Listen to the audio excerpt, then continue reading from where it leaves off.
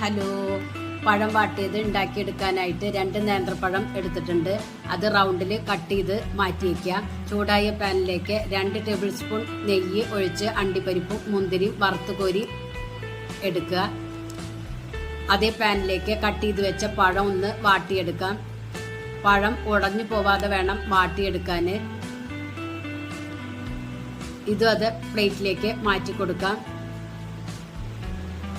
അതേ പാനിലേക്ക് 1/4 കപ്പ് തിരുമിയ നാളികേരം ഇട്ട് കൊടുക്കുക.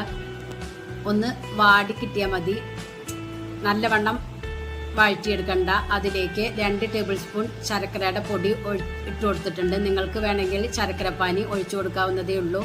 ഇതിലേക്ക് 1 ടീസ്പൂൺ ഏലക്കായുടെ പൊടി ഇട്ട് കൊടുക്കുക. വാട്ടി വെച്ച പഴം ഇതിലേക്ക് ഇട്ട് നന്നായി യോജിപ്പിച്ചെടുക്കുക. 1/4 കപ്പ് കട്ടി തേങ്ങാപ്പാൽ ഒഴിച്ച് നന്നായി യോജിപ്പിച്ചതിന് ശേഷം തേങ്ങാപ്പാൽ വറ്റി ഡ്രൈ ആയതിന് ശേഷം അതിലേക്ക് അണ്ടിപ്പരിപ്പും മുന്തിരി ഇട്ട് കൊടുക്കുക. അടിപൊളി പഴം വാട്ടിയത് റെഡി. എല്ലാവരും ഒന്ന് ട്രൈ ചെയ്ത് നോക്കി ഫീഡ്ബാക്ക് അറിയിക്കുക. Thank you.